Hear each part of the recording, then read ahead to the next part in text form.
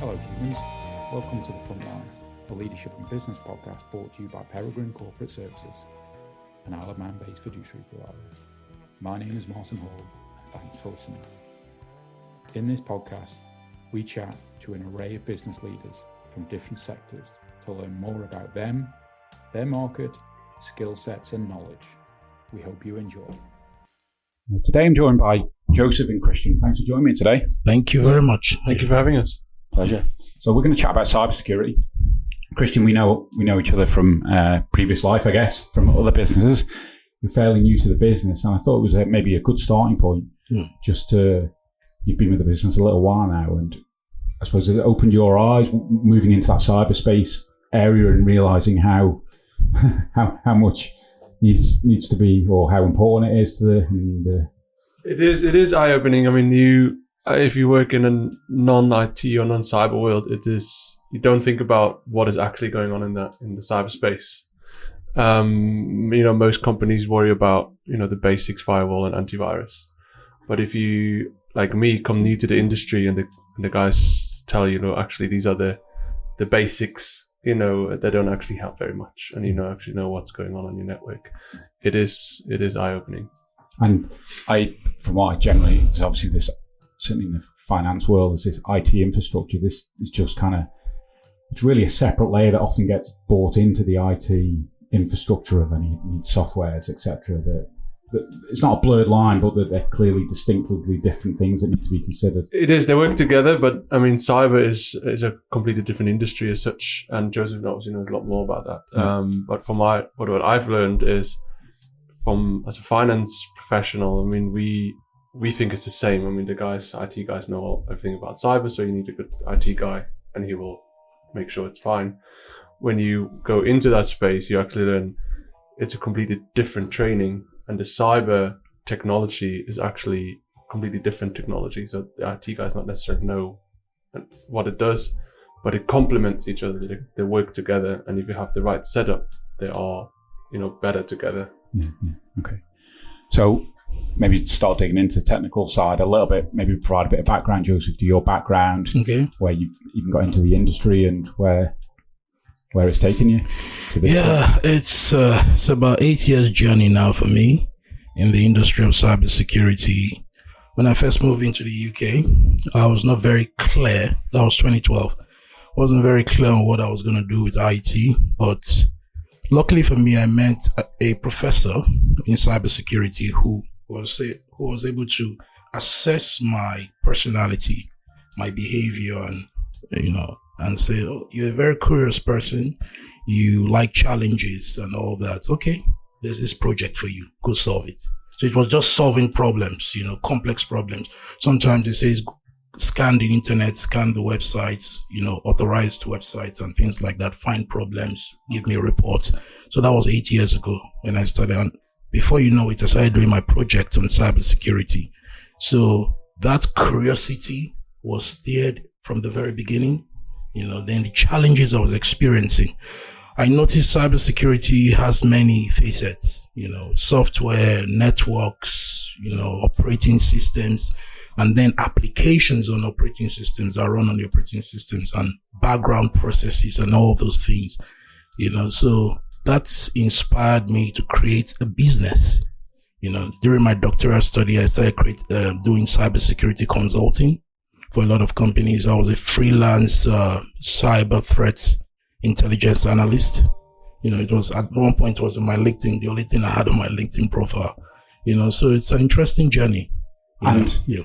Day to day in that business, like the consultants and people you're working for, different industries? E-commerce, mostly e-commerce. I think I worked with about 35 e-commerce companies, creating websites. Already had IT background coming from Nigeria, but in terms of security, the foundation was laid in 2012. So e-commerce, looking after e-commerce websites, payment gateways, solutions, things like that. Okay. And most times I was hands-on, doing the dirty work, doing the heavy lifting. I was very, very involved, in that process. And typically maybe looking at those e-commerce, attack-wise, is that looking at cybersecurity around the payment element of it, people getting into the into data, or a bit of everything? When I initially started, it was all about the application side of things. Every problem in cybersecurity today starts with the application. Okay, and when you say application, the software, man on the street, right? Okay. The software, the person writing the codes for your payment gateway, that you should worry about. The person building the model for the database, because it's all software. The database is a software.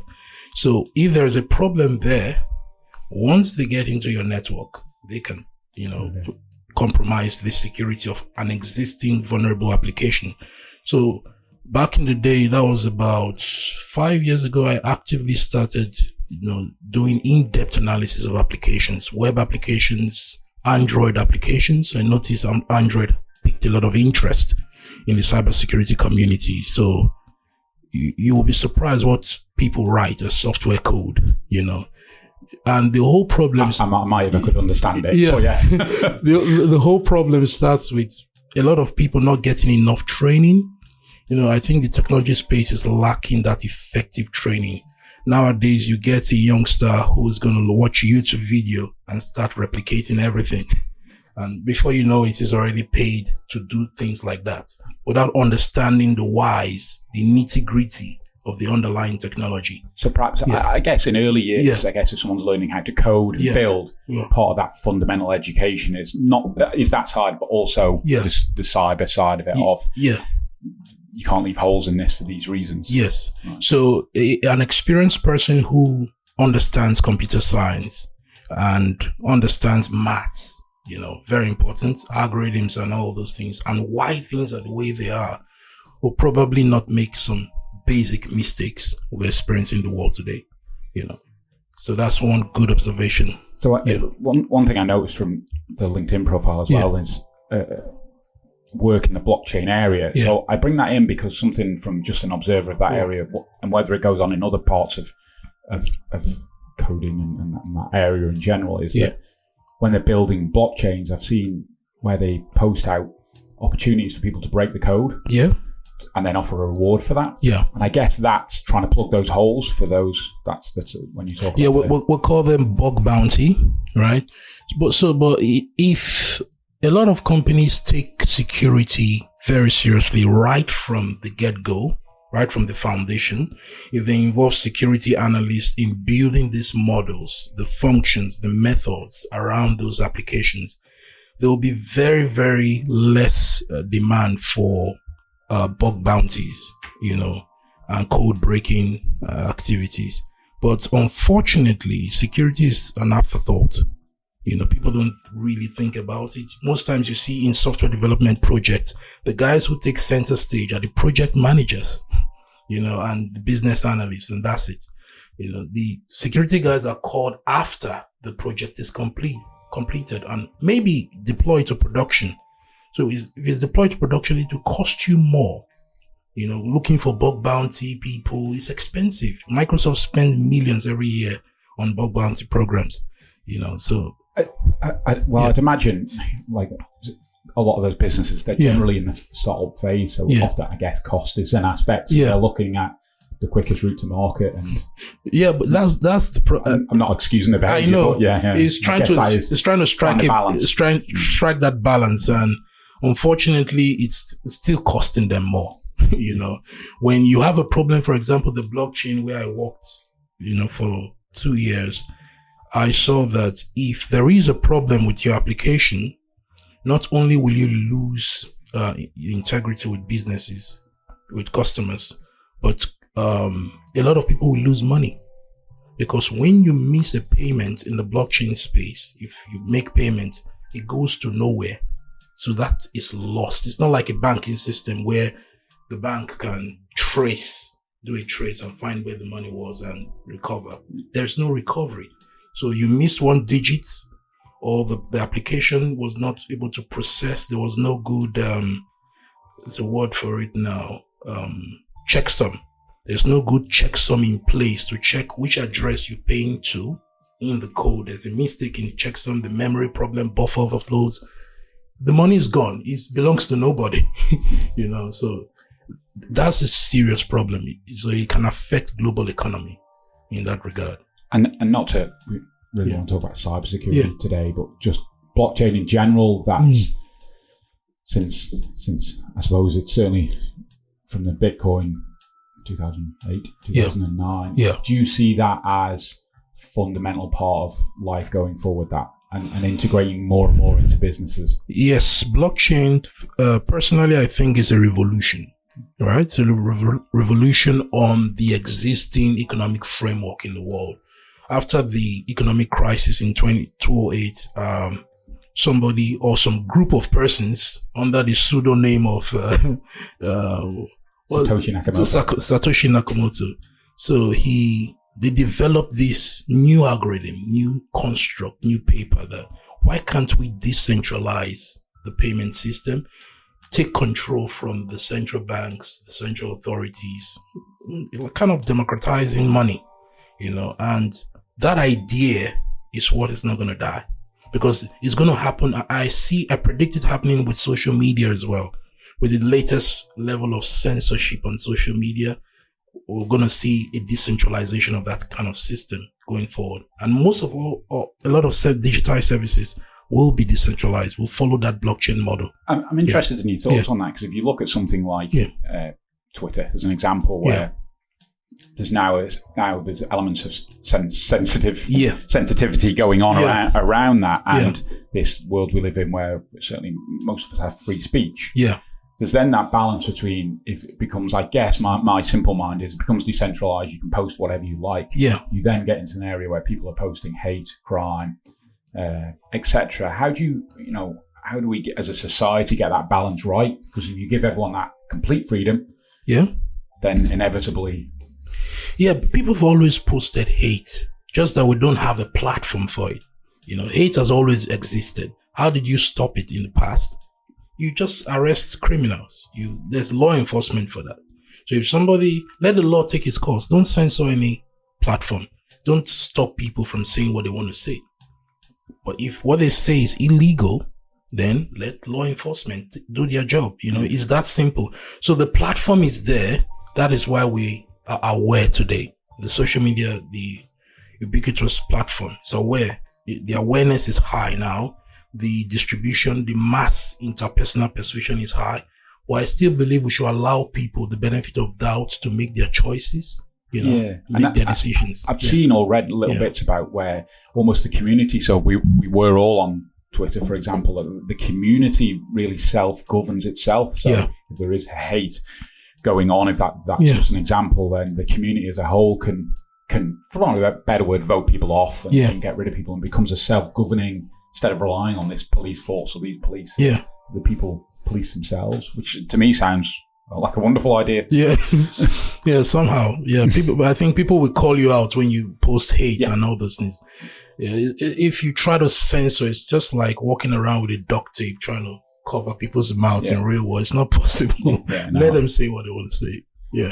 So at the moment, or the role you have at the moment in the business, maybe provide for our listeners a bit of an oversight for that. Okay, right now we're working in a SOC environment. It's called a Security Operations Center, where we look at cyber security intelligence, so cyber threats in the wild, on the internet, and we combine that with security intelligence internally. So all the activities going on in the network, the logs, the events, and things like that. We try to build correlations. We try to make sense of the data. We try to understand what the risks are, what's the threats, what's the vulnerability, who are the threat actors, and that's the kind of value we're offering to customers. So with this kind of intelligence, we can now build a formidable mitigation strategy. In case of incident response, we can respond better because we're clustering lots of data from the internet and from the internal systems we have.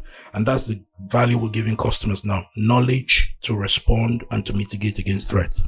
So maybe to give appreciating client confidentiality in general, a general, again, for more of a layman, maybe Christian might be the same, a layman's terms, how do we see that applied? So is there maybe a case scenario where you see that value is added for individuals? Yes, for businesses. Every industry now is digitized. The medical field digitized, the e-commerce digitized, gaming, everything is online, even everything, transportation is online, so our services, it cuts across every industry.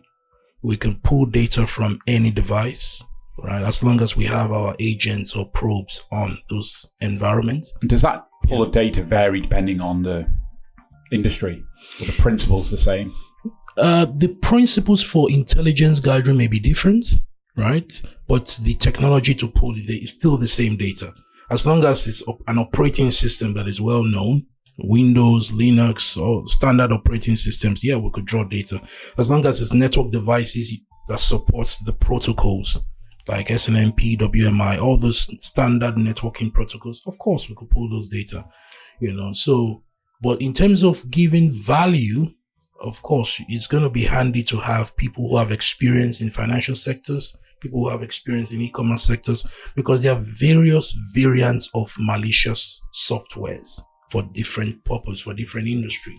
The kind of malware I'm going to create for air traffic control systems is going to be different from the one I would do for an Amazon environment. So there's a banking Trojan, there is a Trojan for games, to try to alter or modify the functionality of raffle draws and all those things like that. There's a malware for that. Okay. So there's malware for different purposes. So because of the understanding of these different variants of malware for different industries, the analysts need to have that understanding and that perspective when doing that final analysis. But the drawing data is the same principle. Okay. I think I'm just about following on. So maybe then looking at particularly cybersecurity and doing my own research. Again, it's a broad two words that can, I guess, cover many aspects. So when I was doing my research, they were things like they were talking about network security. And I'll just run through these and maybe we can just chip in. So application security. So I guess that's phone applications. Would that be, or even the infrastructure of software? Operating systems. That covers that as well. And how difficult? So I think of basic mind. You submit an app to go on the Apple Store app. Do they look at the infrastructure of your coding within the app? Very good question. So there's a debate in the industry that which of these organizations, Google or Apple, who does code auditing better. Okay. Right? And everybody discovers that Apple does better code auditing. And from experience in building apps on Android will approve your app. I've done about 36 apps on Android. Android will approve your app within a week. Apple, it's not that easy. Okay. There's a lot of process. There's KYC involved. Android does not need KYC to improve it. No. At least the basic is to know the identity of the person and further validation of that identity first. So when that app is being reported as malicious, it's easy to trace. It's easy to work with Interpol, law enforcement, and say, these are the creators of this app. Well, I could create any identity and upload my app, that's the first failure. Then because there is a lot of easy access, less scrutiny of apps, we have a lot of organized criminals developing exploits for Android alone. So if you look at the market share of viruses, Android has, I think they're trying to overtake Windows now in terms of market share of viruses because of that principle. So I understand why Google may want to do that, maybe for business reasons, maybe they want to overtake Apple, but it's causing a lot of problems. So in terms of scrutiny, Apple does a better job. So they do audit, which I suppose I'd never think about. More maybe they'd look at it from is it offensive? Does it work on our system? And so an example might be that, again, I use the word hackers, or let's call them the bad people. They might create an app and which is a front for them to get, if people are putting that on their phone, that's sending maybe a gateway into your phone. Very easy to do that. So, excuse me. So that's why security needs to be... I'd never crossed my mind. Security needs to be a defense in depth approach. So not only do you have network security, which I know we're going to talk about, having your firewalls at the perimeter level, you need to have something that is scanning your applications. So before the application is downloaded on your device, does Android have an inbuilt sandbox? Does your operating system have? If they don't have, do you have one, that you trust, that you can install, that scans all applications being installed? So things like that. And when you install it, the bad guys are very smart, right? So you may install a very clean, legitimate app, but every app on your phone creates a backdoor because the manufacturer, the product developer, the vendor will like to interact with the app, updates and all those things. So you install a nice application, no virus, no problem, but now the bad guy knows, yes, it's time to send command and control. So how often do you scan? So that's another issue. Does your job make you paranoid? Yes, you have to be paranoid. You have to be crazy. And I just meant because there's so much going on. There's a lot going on. Bliss, as they say. How many email accounts do you have, Joseph? 200 emails. I always say one of the principles of security is segmentation. Segmentation of functionalities, networks, systems, utilization of systems as well. So your email for your bank should not be the email for your Facebook, right? The email you used to download stuff on the internet should not be the same email for Facebook or e-commerce or your corporate email. So you should have different functions, So it's very important. It makes you paranoid. I don't even call it a job. Cybersecurity is not a job. It's a lifestyle. Yeah. I think trying to remember 200 passwords would be a problem within itself. But, so going back to kind of list of when we talk about cybersecurity. So data security. Yeah. I mean, data is power nowadays. Yeah. That seems to be the fact. You look at the issues that Facebook have had about data and the issues they had around that. So I guess it's probably one of the basic ones, data, that most people think that is important. But I guess as the world goes on, data just becomes more and more the powerhouse of the world, I guess. Yeah. Let me tell you something interesting that I came across recently. So there was a hack by some group of organized criminals on Campari, the Italian brand, Campari wine. So they installed ransomware. They got into the network and locked down the data. Encrypted the data, took the key away. And they say, okay, you're going to get your data back, but you need to pay this amount. So Campari, they weren't forthcoming with the ransom. So what the hackers did was to look for a regular Facebook account, hacked it, and advertise that they've hacked Campari. So to put pressure on the victim. You see, how savage can you get? So that is the level of, malware, cyber criminals. That's the kind of, scale and scope that we're dealing with today. It's sophisticated. It's not just some group of script kiddies who are bored and they don't have much to do with their time. It's a business. At some point in 2017, it was estimated that the cybercrime is what's more in pounds, in dollars, than antivirus companies. Right. Yeah. Okay. It's worth more to be in the cyber criminal business than providing antivirus. Yeah. I think I read they talk about the cybercrime costing $6 trillion, I think, next year. That's the anticipated amount. So the other bits we touched on, mobile security, and I'm going to delete everything off my phone after this podcast and throw my phone in the river. Disaster recovery as well. I mean, it's an important part, again. Christian's seen it as well in the business. That's an important part. But again, it's always been a view of can't get into the building or can't log on, so I'll log on over there. But there's different sides from someone mentioned there that taking their business down, shutting their business down, and financially what that costs, let alone the reputational risk that is for businesses. Yeah, the question you asked first of all is, for example, this case study Campari. How often do they back their data up? Right? How often do you back the data up on your phone? And where is the backup going to? What's your time to restore? Right? So all these things needs to be tested. And these are activities you do during a threat assessment. You actively do replicate an attack, simulate an attack on your network, and you test the backup. You see how quick it is to respond.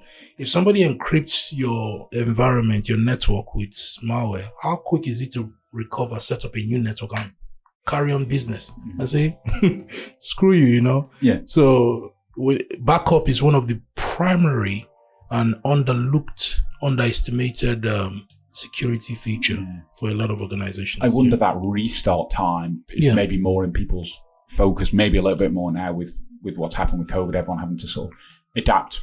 A lot of people work from home. Suddenly they have had to implement disaster recovery, and maybe they've had downtime while they've had to get home, get on networks, get logged on. So you'd like to think it'd be more in people's eye line now that's something they need to consider. Yeah. So you talked earlier about building or collecting the data, and again, not great with the technical terms, but in regard to AI, and is that an important part of understanding? Because again, you're looking for patterns, I guess, looking for the. You again use the word bad guys. It's probably not the greatest term, but is AI form part of that to help you guys analyze what you're looking at? Very good question. So where's the role of AI? I'm always in conflict with the role of AI in cybersecurity. I see a lot of people going to do cybersecurity AI, you know. Now, it's important for data enrichment. That's the role of AI. I'm not going to rely on artificial intelligence to do my data analysis for me. I'm not confident that the computer is going to be smarter than my 8 years experience in looking at, or 20 years experience, or whatever experience. So AI is good to collect data. You know, we need data. We need as much data as possible. If we could automate the process, write algorithms to get more data, rich data for analysis, fantastic. You know, so my opinion is AI is good for data enrichment. It's part of the data enrichment process. It should be limited in terms of intelligence, because there will be a lot of false positives, you know. And as AI develops, no one's got a crystal ball, but do you see somewhere down the road that perhaps changing in 15, 20 years where AI, let's say, becomes more intelligent and it builds the human side that... machine learning is going to be an ongoing process. You know, it's something that it's not today, it's been years, it's just evolving. So it's just good programming, good code. You know, we in the industry, in the tech industry, we like buzzwords, you know, to make it look fancy and sellable and all that. So machine learning AI is a good buzzword for programs that are getting smarter. You know, softwares and applications that are getting smarter that can, you know, and they can be polymorphic as well. They can change over time. So if somebody's logging in 5 p.m. every day or 9 a.m., almost everybody in the world is going to be logging in 9 a.m. in the morning, right? 8 a.m., depending on your time zone. And all of a sudden, the person is now logging in 11 a.m. in midnight, you know, in the night. And then your application should be smart enough to say, oh, something's wrong, you know, things like that. So behavioral monitoring, behavioral analysis, you see it, I guess, in the most basic, when perhaps you log on certain websites and it says, I don't recognize this IP.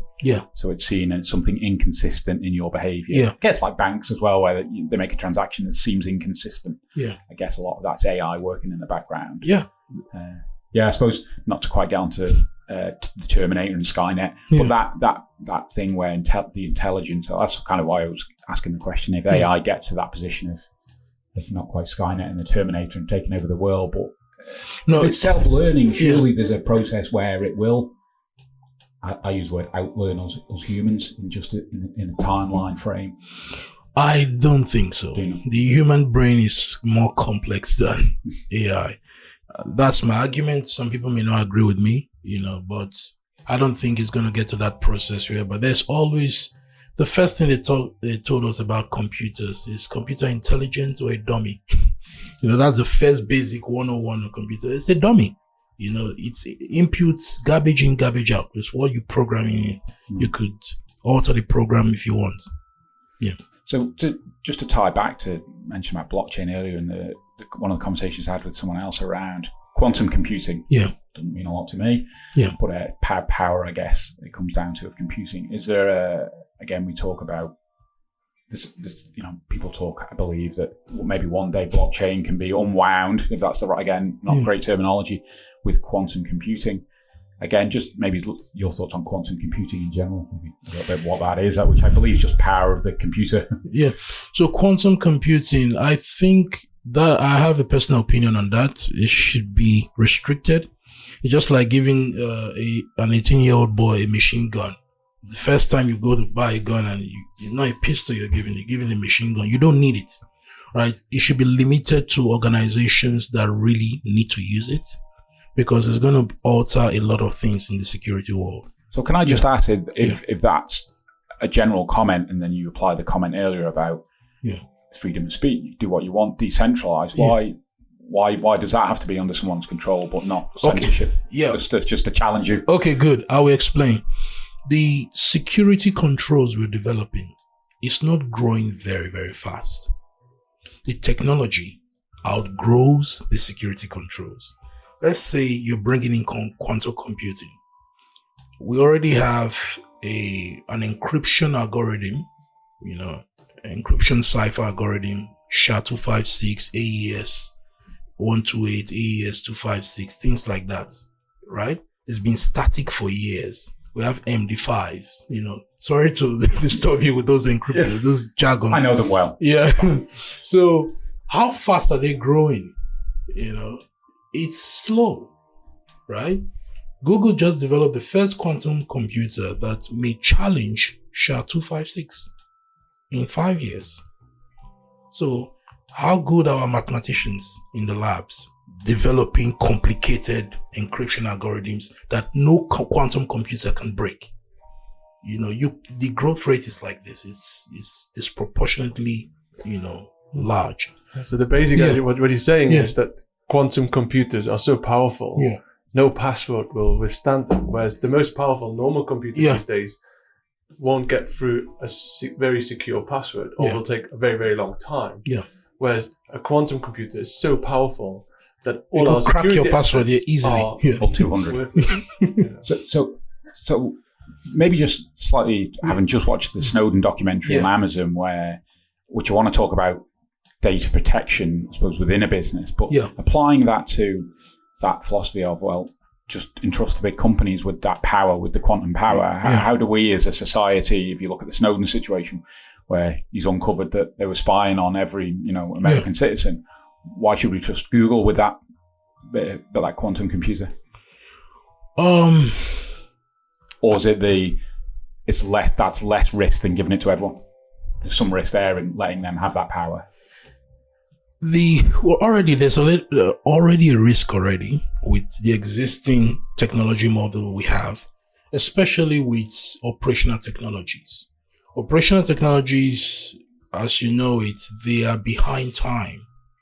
Technologies that control water supply, electricity, and things, sewage, and things like that. And we're already powering them with internet technology, which is too much for the security that they are built with, right? I can tell you there are logic bombs in cybersecurity. There's a term called a logic bomb waiting to explode as long as one nation state gives an order and say, okay, we want this power plant to go down, this nuclear power plant to go down. It will go down. Right. Yeah, we call it cyber terrorism. So we have already an existing robust infrastructure that controls our life supporting systems, critical infrastructure that don't have enough security controls. Now you want to give the regular user a quantum computer. The whole world is going to explode. So it's going to be easy to crack your passwords. It's going to be easy to break into your two-factor authentication. Already Google says don't use SMS or voice for two-factor authentication. That can be broken easily. Use your authentication codes, your 1 minute code you generate, things like that. Authenticator app. So we are seeing a situation where technology is outpacing security controls. We are behind. I'd imagine that we're trying to catch up. Yeah, I'd imagine that would always be the case. Yeah, but it's too much now. Okay, it's just too much now. We look at internet cars. Now they are building a lot of technology. Tesla is doing a lot with digitizing every component of your car, which is good for functionality, operations, maintenance, but what about the security of those cars? They're still going over on unsecure networks, unsecure encryption ciphers. So there's already a problem there. Currently, ISO is a standard organization for standardizing security policies and controls. They are developing a new model for internet-based cars. So there's ISO for computers, and now there's going to be ISO, for cars. And that's not theoretical. I mean, these cars have been hacked before. Yes, easily. Right. And the hack is then to cause the company problems, maybe.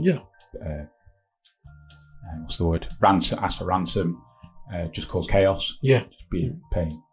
The same as in the yachts. I mean, the sister company does yachts, and then so the only thing they need to do is adjust the compass, a little bit, move it out, and the yacht would never know where they're going, or they power down the engines and say, look, we're not going to put that back on once you pay us, So all that's internet-based without the right controls, as you're saying, is very, very dangerous. The cars, we don't think about it because we still believe you're driving them ourselves, but all the computers behind those, they can just be powered off, or the car could accelerate or brake, because it's all drive-by-wire these days. So, and then if someone actually wanted to, they could cause a lot of damage, accidents and... Yep. Increase your heater, increase your air conditioning, turn up your Wi-Fi, disable your brakes. I'm going to live in a forest.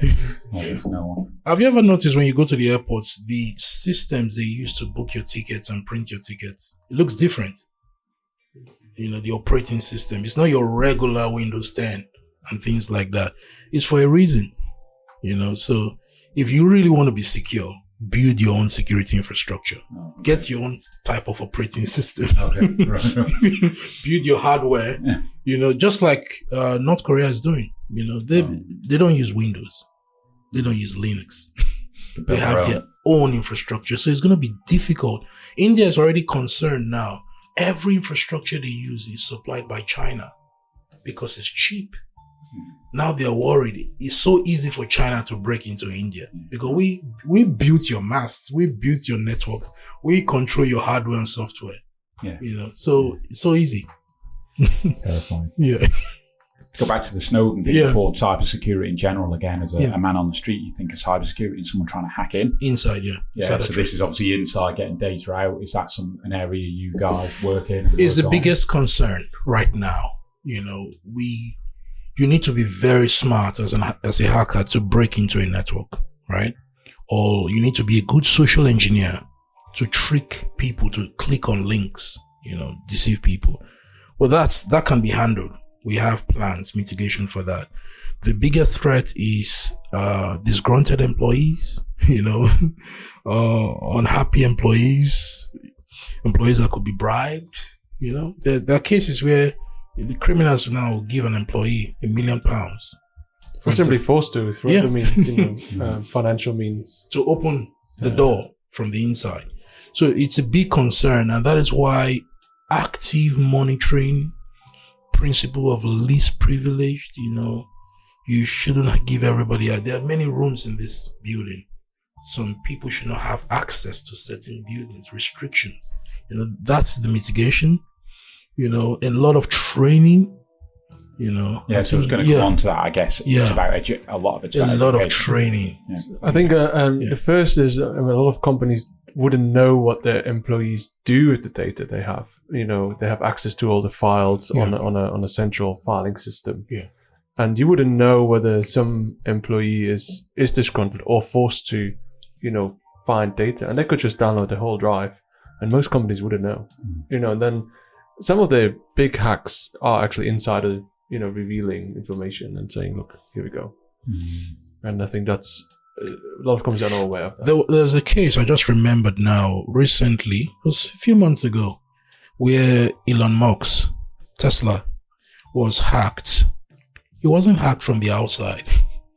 He was hacked from the inside, from Twitter. And they posted and what the post affected the stock of Tesla. No, that I do remember. That period. Yeah. So that's the impact. Now, when they did the analysis, they discovered that why will an employee be able to open an end user's account from the inside? There's no basis for that. I shouldn't be able to post emails on behalf of our customers from the email server. The email server shouldn't let me do that. There's no reason for me to do that. So things like those are the kind of questions when you do a threat assessment properly, you identify those gaping holes, because it's easier to hack a big organization than a small organization. Okay. Yeah. And I guess a lot of what you do is it's about, there's always risk there. Always. And it's just trying to minimize that risk. Yeah. Because it's quite a hard business model in some ways, isn't it? Where you go in and go, look, we can't shut the door and never let anyone in. Yeah. So I guess you you have can, to make but, to a point. You don't have a business because you haven't got any outside communication anymore. Yeah. So it's about, it can't eliminate the risk, but you can manage it and mitigate the worst case. Yeah. The sooner you kind of identify these threats, the easier it is to fix them. And then the malicious actors, the longer they are in your system, the more privilege and access they have and more data they have. The sooner you get them, the easier it will be to kind of stop them. And that is kind of the main point. Yeah, and I think I saw whether it was the Panama Papers or there was one of the what I call big hacks that maybe hits the mainstream media more, because I'm sure there's so many that go on that don't hit mainstream media. Yeah. But they've been in the system for 6 years, just watching, observing, collecting more access points, I guess. Yeah. And I guess that's back to your point, Christian. It's not because they get in today, the problem might cost X today, but if you leave them sat in there for 5 years, the problem and therefore the cost just escalates from there. Yeah. And you could do everything right. Let's say the threat is not from your side. You have good passwords, good network firewalls, but the vendor has a vulnerability that is 0 day. There's vulnerabilities nobody knows about. There's no patch for. So the hack or the exploit could come from the fault of the vendor, the person who manufactured the software. So you've done everything right, but there's no problem from your end, the end user. The vendor is compromised. There was a time where Facebook developers were hacked, not because they were vulnerable in Facebook, because the website they were going to get intelligence and resources from was compromised. So somebody went to the shop that you love to buy your things and plant the bomb there. Yeah, okay. It could be even simpler than that, because the other day, maybe a couple of weeks ago now, it was declared that Google was hacked, but not Google itself. It was the law firm that handled personnel data. Yeah. And they obviously weren't aware. And so some hacker thought, okay, I'll get the personnel data from these guys and then I'll get into Google and I'll get the information I want. And, that's how sophisticated these are. They will find out where the weakest link is. And when you talked about Panama Panama's. No. Being paranoid. Paranoid. Sorry. I'm so paranoid to the extent that sometimes, although it's not legal in some countries, you have to know the law. You have to assess the security at the base level of some of the websites you visit before you click on them. Yeah. So there's a basic passive intelligence you just run, do some quick analysis on. So can I click this? Yes.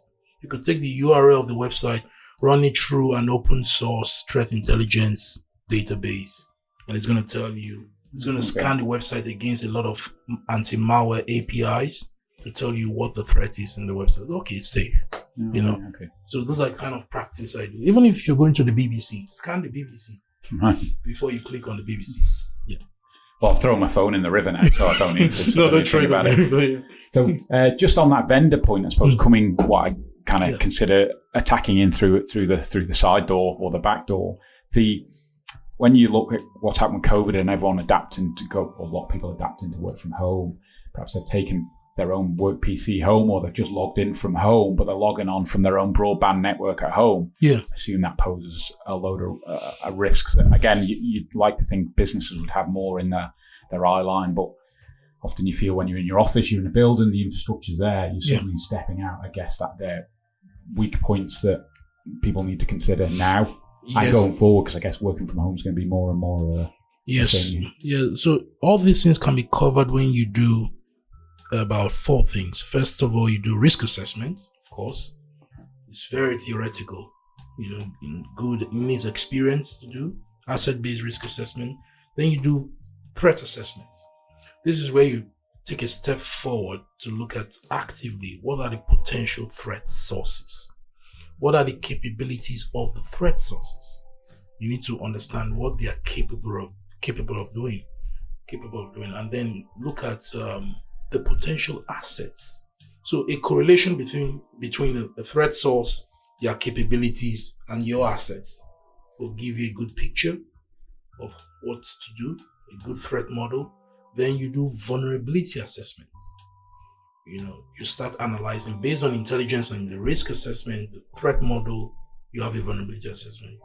If you have more resources as an organization, you do penetration testing. Now you want to see if you can actually get in, So there are 4 layers, risk assessment, threat modeling, vulnerability assessment, pen testing, to actually get satisfied with outside regular active monitoring and analysis of your data. So those are the activities that a lot of companies can't afford, unfortunately. So I suppose generally then on that note, people want to reach out to you guys to start that process, to start these types of discussions, to make them horrifying, want to close the business down and burn all their computers. What's the best way to reach you guys? Okay, you can reach us at our office at Balasala, Euromanx building. You can reach us on our website, rylatech.com. We're on LinkedIn as well. Okay. You could pop us a message on LinkedIn. Okay. I'll add your email, LinkedIn profile to the footer. Thanks for coming in today. It's been insightful, if not scary. Thank you. Important. I think it's an important message, which is one of the reasons we want to chat with you guys. So thanks for coming in. Wow. Thanks for having us. That was Thank you very much. Pleasure. Thank you. Thanks for listening, everyone. Yeah.